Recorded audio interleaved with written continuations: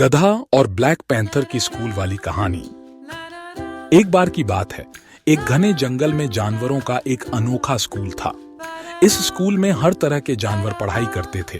हाथी, खरगोश, तोता, हिरण और कई और। सभी मिलकर सीखते, खेलते और दोस्ती निभाते थे। इसी स्कूल में एक गधा और एक ब्लैक पैंथर भी थे।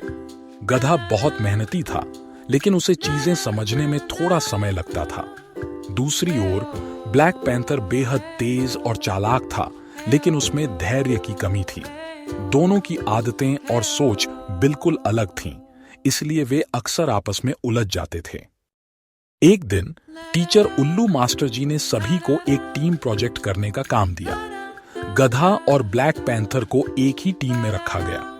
पैंथर को यह सुनकर अच्छा नहीं लगा, क्योंकि उसे लगता था कि गधे की धीमी गति उसके लिए परेशानी खड़ी करेगी। लेकिन कोई विकल्प नहीं था, इसलिए उसने अनमने ढंग से सहमति दे दी।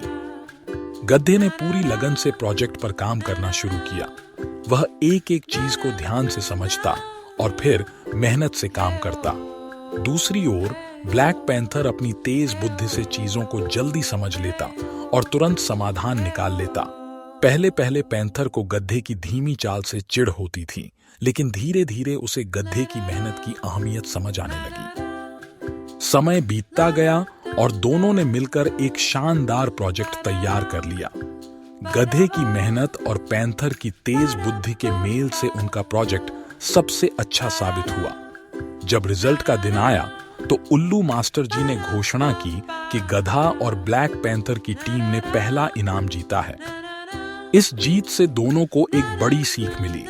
तेजी और बुद्धिमानी उतनी ही जरूरी है जितनी कि मेहनत और धैर्य।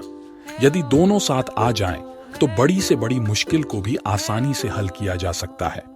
उस दिन के बाद गधा और ब्लैक पैंथर अच्छे दोस्त बन गए और हमेशा एक दूसरे की खूबियों का सम्मान करने लगे।